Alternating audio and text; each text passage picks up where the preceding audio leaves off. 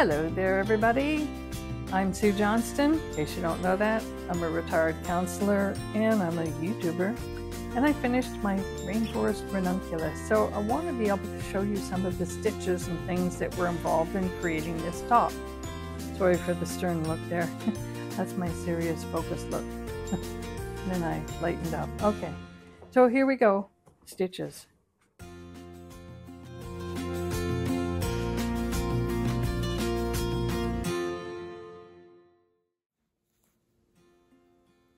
So we begin by making a loop in the stitch between the second and third loop or stitch. So we knit one and then you count 2 over, and then you go in between that second and third stitch on your left hand needle, bring up a loop through, attach it, knit it, and then you knit the next 2. So the way I do this is I count as I go along. That way if you're interrupted, because that happens, somebody comes in the room and says, where's such and such, or are you coming to dinner now? Or whatever happens. Maybe you have kids in your house. So you knit the first one. That's 1.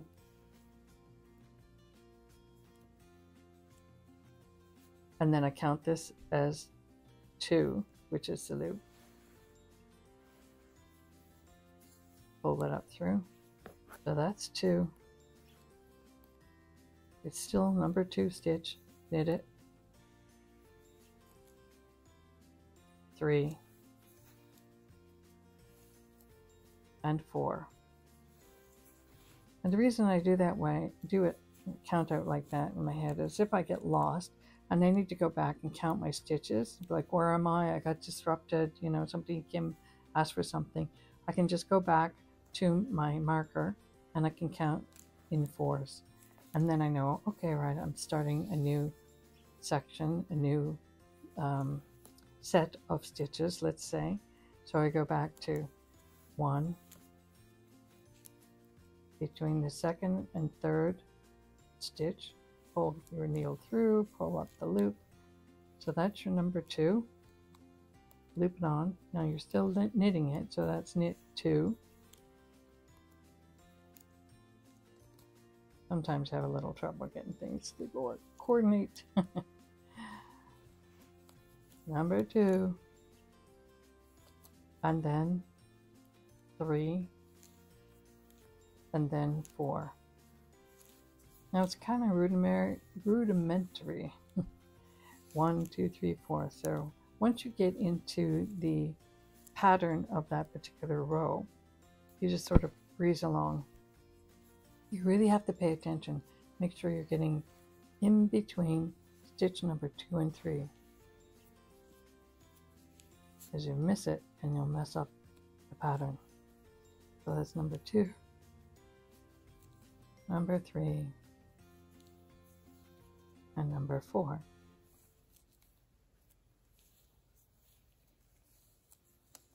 And there you go. And that's how it looks. And that is one of the beginning stitches in the yoke. It's actually in round 2. And the way they describe it is they go knit 1, insert RHN from front between second and third stitches on LHN, and draw through a loop to create a new stitch. And then you knit 2, and you repeat that 30 times. The first time I read that, I thought, what is going on? I had to look up RHN, which is right hand needle, and of course then LHN is left hand needle. So the right hand is going towards the left, and you're counting your stitches. You knit 1, count 2 over, go through stitch number 3 and 4, pull up the loop, and so forth. And that equals a 4-stitch repeat. And there you go.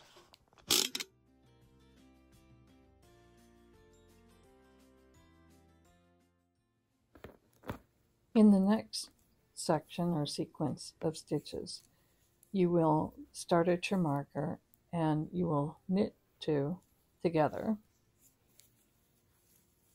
and then you knit 2.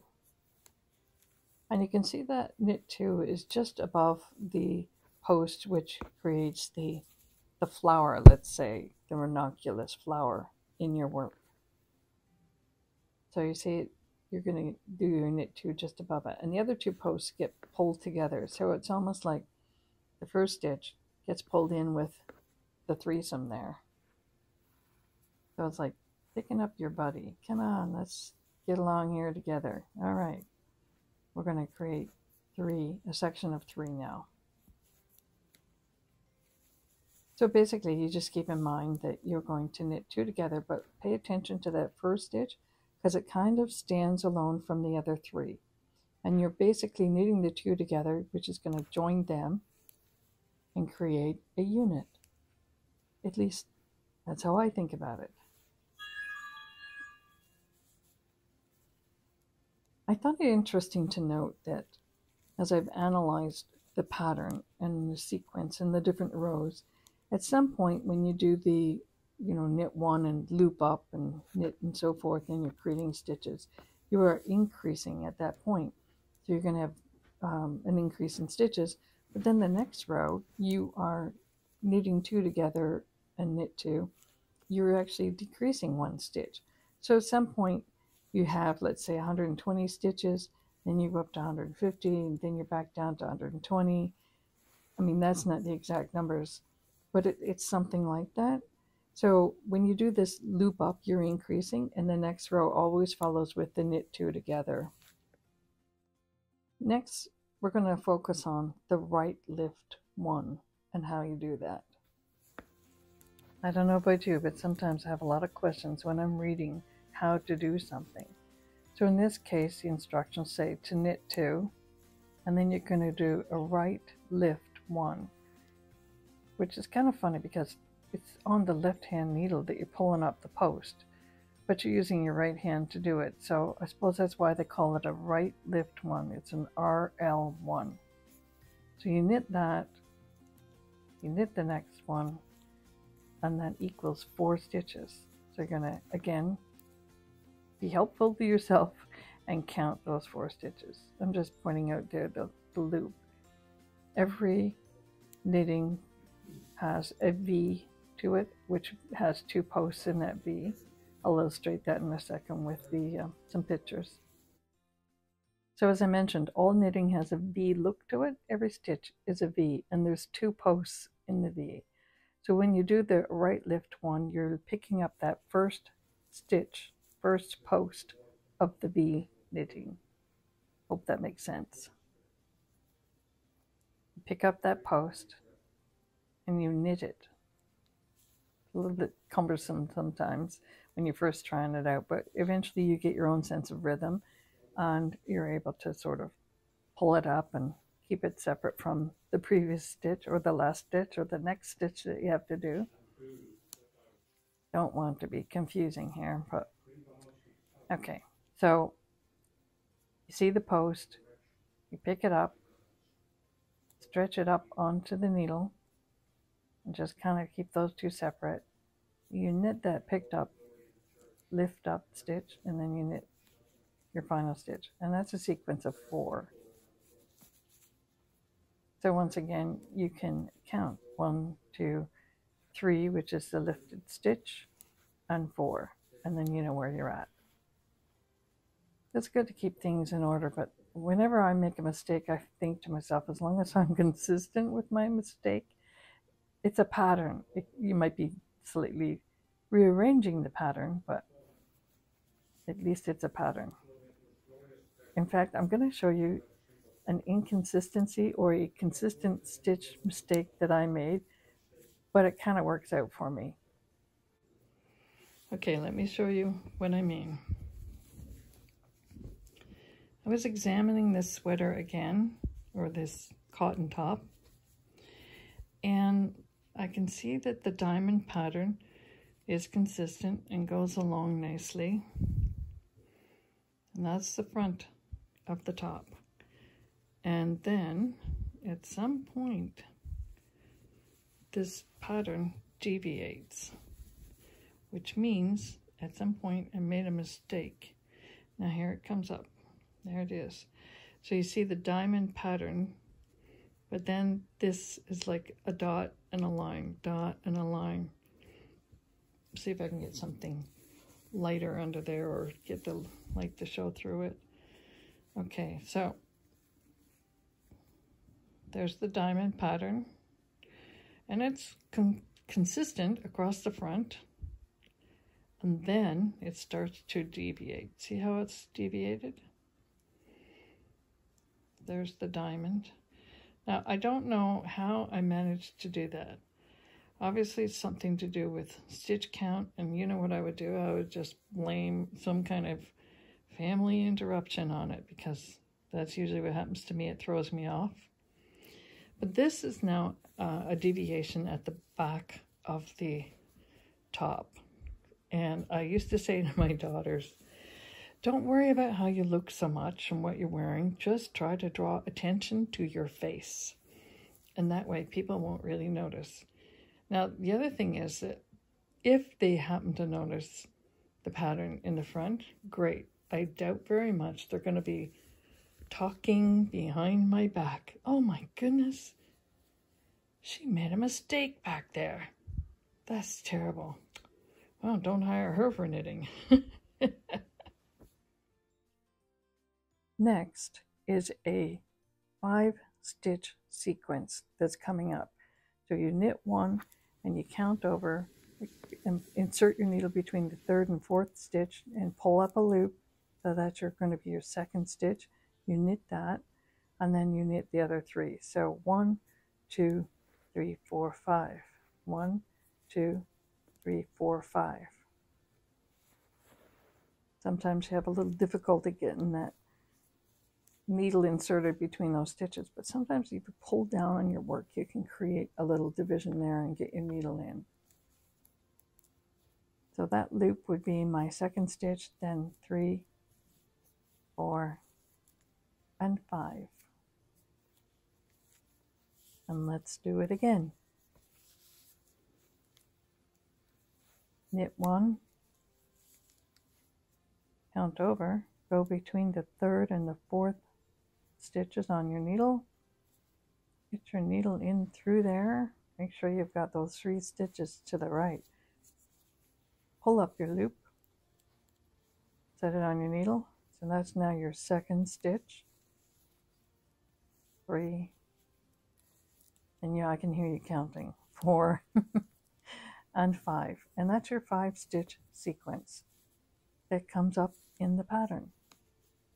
And as I mentioned, the first time I was reading about these, for me, unusual stitch sequences, I'm like, what are they talking about? Because the way they explain it is knit 1, insert the RHN between the 3rd and 4th stitch on the needle, draw up a loop, create a new stitch, and then knit your 3. I'm like, whoa. I actually talked to one girl, and she said she decided to omit that knit 1 stitch, and that threw the whole sequence off, threw the whole patterning off, because essentially this very large, let's say, is stitching is across the top of the ranunculus. It's supposed to be like a ranunculus flower. I don't know if you've ever seen them, but this is the top portion. And then later on, you do another one where you're pulling up a loop, and you're pulling it up through the 2nd and 3rd stitch, or through the 1st and 2nd stitch. So it creates a design. It's supposed to be like the grouping of the flower petals. I'll show you what the flowers look like. You see how there's this circular design to the petals of the flower, and that's what the stitch is supposed to be emulating. Whenever you finish a looping up sequence in the pattern, and there's a few of them there, at that time you are always increasing. So whenever you bring up the loop, that's adding a stitch.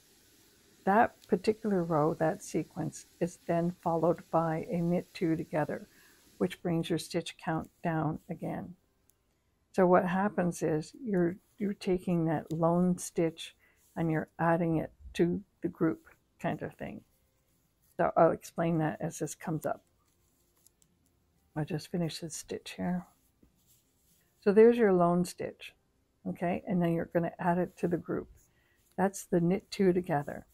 So that's, I count 1, 2, 3, 4. And that's just how I keep my brain in order and keep my stitching and my knitting in order, by counting out for myself. So I know I'm knitting 2 together, knit, that's 1, 2, and then 3, and then 4. And then sometimes you have a little bit of difficulty getting your wool to do what it's supposed to do. Come on. So all these stitches combine together in the sequential order that the author of this pattern, Midori, has laid out for you. All of that is the creation of the yoke. So no matter what happens, for example, on one of my pieces that I'm knitting, I forgot a particular lift one sequence. So I just went on to something else. Actually, I went on to something else, and then I noticed I missed a step. It didn't really matter. I just continued on. You can pull it back. That's always a questionable issue, right? But I decided, look, I'm just going to continue on with some stitching and bring it down to 210 stitches. No matter what you do, no matter what the pattern is, how you knit it, you want to end up with 210 stitches in your yoke. And then you divide for your body. That means you're taking a number of stitches for your sleeves, let's say 33 or 45, depending on how large you want your sleeve to be. And she lays that out in the pattern, the sequence. For example, 30 knit, starting from the back, knit 36, then 33 for a sleeve, then 72 across the front, and 33 for the next sleeve, and then 36 to finish up. So it ends up being 72 stitches front and back, and 33 for each sleeve. Again, it's important to measure and to know what your arm circumference is and your body measurements, because that will help you know whether you want to increase or decrease in the body, let's say, or make a smaller sleeve, as I did on one of my projects. You definitely want to try on your garment, because that's going to be the biggest determining factor as to how many stitches you need in a sleeve, how much you're going to need in a body. And measure. I know that from my underarm down to the length of my garment, I definitely want to have 14 inches. That's me. I like it long. You want it shorter? Okay.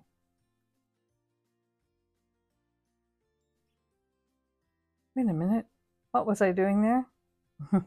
Okay, I come from way back in the hippie days. And as we age, our bust changes. It sags a little bit. Why don't they make a bra that pushes you in on the sides? Then you can look skinnier. Okay, back to sensible things here. Can you see how the ranunculus flower in the stitches is beginning to form?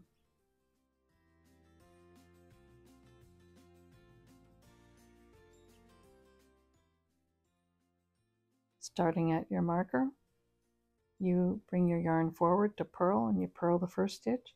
The next one, just slip it off. Then you purl. Then slip. Then purl. I think it's one of my favorites because I like the effect, the design of it, which I'll show you in a minute. And also, it's so fast and easy to do. Looks like this here. So this is actually 2 rows of this. So I like this because this stitch shows up in any color that you're doing. I'm working on a top. I'll show you in a minute. This particular ranunculus that I'm working on doesn't really show the special stitches and everything that she puts into the work because of the changing color. So the stitch I was just showing you where you purl one and slip one, this is it through here. This shows up a little bit better. The previous ranunculus stitches where you are knitting one and pulling up a loop between the second and third stitch and bringing it over, it doesn't show up quite as well as it does on a solid color. So with this top, I'm actually going to probably skip some of the, some of those stitches where you're pulling up the loop, and I may just do more of the purl one, slip one. And I like doing it because it's nice and quick and easy. So I think overall solid colors work better than the multicolored. But sometimes, like in this case, I don't really care. I just want a nice light top for the summer, which this is going to be. This is I love that cotton that I picked up in Cheektowaga, New York State. And I split the 4 fibers into 2, so I'm knitting with the 2 strands. Just so that it's lighter. It's more like fingering weight then. I didn't illustrate the German short rows. I think they can be found elsewhere on the YouTube channels. And I'm actually knitting a ranunculus where I didn't use the German short rows, and it's turning out fine. So, happy knitting, everybody. I want to say thank you very much for all the new subscribers. Welcome aboard. And if you haven't subscribed, what are you waiting for?